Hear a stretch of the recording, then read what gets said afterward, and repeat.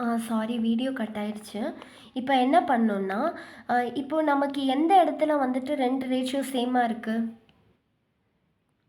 இந்த இடமும், இந்த இடமும் மட்டும் தானே சேமா இருக்கு. ஸோ என்ன பண்ணணும்னா, ஸோ செகண்ட் ரோ, தேர்ட் ரோல மட்டும் தானே இருக்கு. இங்கே தான் டீஜெனரசி அப்ளை பண்ணுவோம். ஓகே. ஸோ இங்கே பாருங்க, இந்த 1 0 0 1லாம் இங்கே இருக்கு. அடுத்தது வந்துட்டு இதில் வந்து நான் பேசிக்லாம் என்னது? x2 s2 s3 ரைட்டா? ஸோ இப்போ வந்து பாருங்கள், x2 அடுத்தது s2 s3 இது இந்த இது இந்த இது இந்த இது. ஸோ இப்போ 0/4 அதை போட்டுக்கணும். 0/4 அடுத்தது 0/2. ஓகேவா? அதுதான் 0 இங்கே பாருங்கள், 0/4 0/2 அப்படின்னு பார்க்கணும். ஓகே, இது ரோ 2, இது ரோ 3. ஸோ இங்கே 0/4 0/4னா மறுபடியும் நமக்கு 0 0 ரெண்டுமே சேமாக வருது, நான் டீஜெனரசி. ஸோ அடுத்தது என்ன இருக்குதுன்னு பாருங்கள். அடுத்த நான் பேசிக் என்னது? அடுத்த பேசிக் என்னது? s2. s2ல பார்க்கலாம், 1 0ன்னு இருக்கா. ஸோ இப்போ என்ன பண்ணணும்? 1/4 அடுத்தது 0/2. இப்போ இதுக்கு வந்து பாருங்கள், இதுக்கு பார்க்கும்போது 0.25 வரும், இதுக்கு வந்து 0. அப்போ இது ரெண்டுத்தில் எது வந்து மினிமம்மு? இது தான். அப்போ இது எங்கே இருக்குது? ரோ 3ல் இருக்கா. ஸோ இதுதான் வந்து லீவ் ஆகுது. ஓகே, நான் மறுபடியும் உங்களுக்கு சொல்கிறேன். இப்போ வந்துட்டு ஃபஸ்ட்டு வந்துட்டு இங்கே என்னென்ன இங்கே 2 தீட்டா வேல்யூ சேமாக இருந்துச்சுன்னா என்ன எடுக்கணும்னு தெரியாது. அதுக்காக தான் நம்ம டீஜெனரசி அப்ளை பண்ணுவோம். ஸோ இதில் வந்துட்டு இப்போது x2 s2 s3ன்னு பார்க்கும்போது x2னா என்ன? 1 0 0, அப்புறம் s2னா 0 1 0, s3னா 0 0 1. கிட்டத்தட்ட ஐடென்டிட்டி மேட்ரிக்ஸ் மாதிரி தானே இருக்குது. ஆமாம்.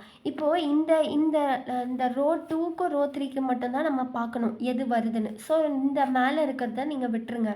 ஓகே, இப்போ வந்துட்டு x2 தானே ஃபஸ்ட் இருக்குது. ஸோ வந்துட்டு என்ன பண்ணுங்கள், 0/4 0/2 அப்படின்னு பண்ணுங்கள். பண்ணால் ரெண்டும் சேமாக வருது. ஸோ மறுபடியும் டீஜெனரசி தான். இதில் மறுபடியும் தீட்டா வேல்யூ கண்டுபிடிக்க முடியாது, மைனஸ் இது ரெண்டுத்தில் எது மினிமம் தெரியாது. ஸோ அடுத்தது பார்க்கும்போது மறுபடியும் என்ன பண்ணோம்? 1/4 இல்லை இங்கே கிடையாது. என்ன இருக்குது? s2 இது இருக்கா. 1/4 0/2 பாருங்கள். 1/4 0/2. 1/4னா 0.25, 0/2னா 0. அப்போது இது தானே மினிமமாக இருக்குது ரெண்டுத்தில். அப்போ ரோ 3. அப்போ ரோ 3 தான் லிவிங் வேரியபிளாக இருக்கும். ஓகே, ஸோ அந்த பர்டிகுலர் இப்போ வந்துட்டு இங்கே பார்த்தீங்கனாலே அது வந்துட்டு இன்னும் ஈஸியாக சொல்லணுன்னா, நம்ம வந்து x2 டிவைடட் பை காலம் அந்த காலம் கோஎஃபிஷியன்ட்னே போட்டுக்கலாம். அதே மாதிரிட்டு என்னது? s2 டிவைடட் பை காலம் கோஎஃபிஷியன்ட்.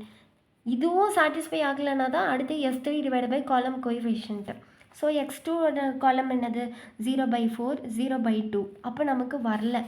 0/4 0/2னா 0 0ன்னு வந்து ரெண்டுமே சேம் ஈக்குவல் ரேஷியோ, மறுபடியும் கண்டுபிடிக்க முடியாது. ஸோ இதுக்கு வந்து மறுபடியும் அகெயின் டீஜெனரசி ரூல் அப்ளை பண்ணுறாங்க.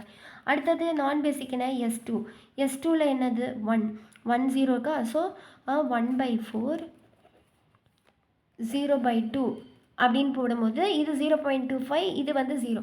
ஸோ இது ரெண்டும் டிஃப்ரெண்ட் தானே. இதில் எது மினிமம்? இதுதான் மினிமம்.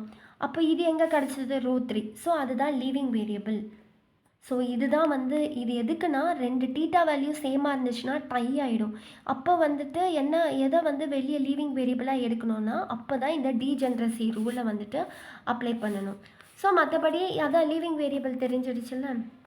அதுக்கப்புறம் நார்மலாக நீங்கள் ஃபைண்ட் அவுட் பண்ணிங்கன்னா எல்லாமே லீவிங் வேரியபிள் தெரிஞ்சிச்சுனால நார்மலாக நம்ம என்ன பண்ணுவோம்? நியூ பிவோட் ஈக்குவேஷன், அப்புறம் வந்துட்டு எல்லாமே நியூ ஈக்குவேஷன் பண்ணுவோம். அப்போ zj மைனஸ் cj எல்லாம் கிரேட்டர் தான் ஈக்குவல் டு 0.